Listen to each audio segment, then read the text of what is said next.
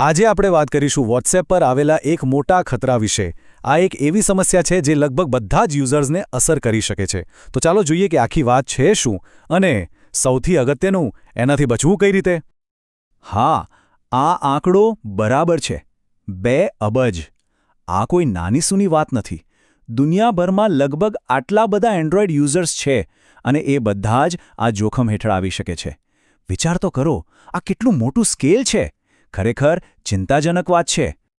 અને આ ચેતવણી બીજે ક્યાંયથી નહીં પણ સીધી ગૂગલ તરફથી આવી છે. એમણે સાફ કહ્યું છે કે વોટ્સએપમાંથી આવતા ફોટા સેવ ન કરતા. હવે સવાલ એ થાય કે ગૂગલ જેવી મોટી કંપની આવું શા માટે કહી રહી છે? ચાલો એનું કારણ સમજીએ.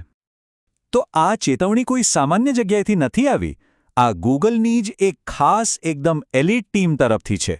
આ એવા લોકો છે જેમનું કામ જ ડિજિટલ દુનિયામાં છુપાયેલા મોટામાં મોટા ખતરાઓને શોધી કાઢવાનું છે.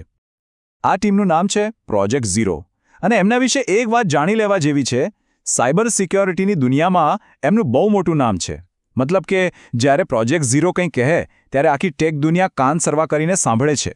કેમ કે આ લોકો એવા હુમલાઓ પણ શોધી કાઢે છે જે બીજા કોઈની પકડમાં નથી આવતા.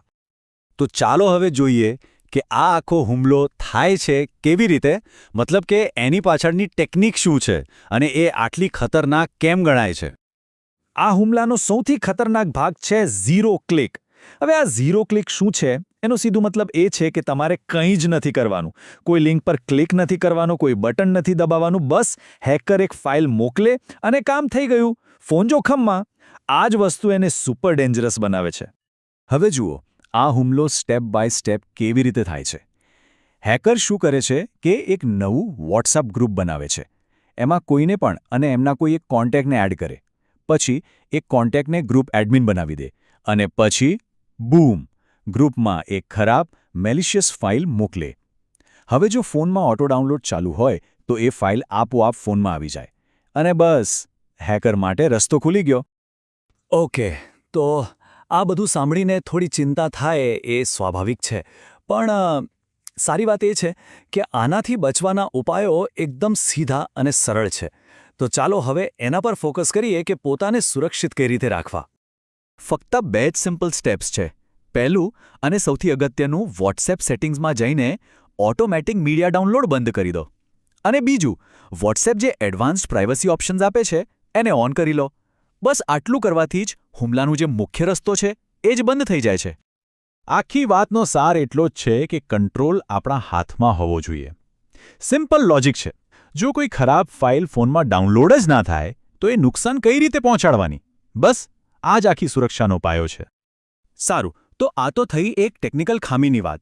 પણ આનાથી એક મોટો સવાલ ઊભો થાય છે.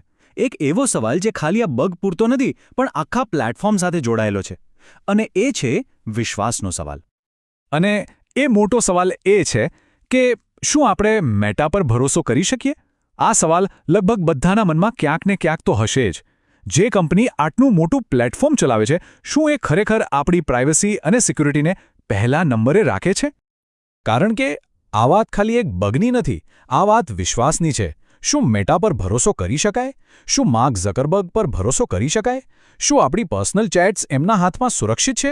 કે પછી સમય આવી ગયો છે કોઈ બીજા મેસેજિંગ એપ વિશે વિચારવાનો? તો સવાલ એ છે કે જો વોટ્સએપ નહીં તો પછી શું? ચાલો એક નજર કરીએ કે માર્કેટમાં બીજા કયા ઓપ્શન્સ છે. મોટાભાગે 2 નામ સામે આવે છે, સિગ્નલ અને ટેલિગ્રામ. સિગ્નલ એ તો પ્રાઇવસી માટે બહુ જ ફેમસ છે. મોટાભાગના સિક્યોરિટી એક્સપર્ટ્સ એને જ વાપરવાની સલાહ આપે છે. અને બીજું છે ટેલિગ્રામ, જે એના ફીચર્સ અને મોટા યુઝર બેઝને કારણે પોપ્યુલર છે. તો અહીંયા સવાલ એ છે કે પ્રાઇવસી અને સાયબર સિક્યોરિટી માટે કઈ એપ સૌથી સારી છે? આના પર દરેકે વિચારવાની જરૂર છે. કોને કઈ એપ વધુ સૂટ કરે છે, કોની જરૂરિયાત શું છે, એના પર આખી પસંદગીનો આધાર રહેલો છે. અને વાત અહીં પૂરી નથી થતી. એક કેસમાં તો એવો પણ આરોપ લાગ્યો છે કે વોટ્સએપ આપણા મેસેજ વાંચી શકે છે.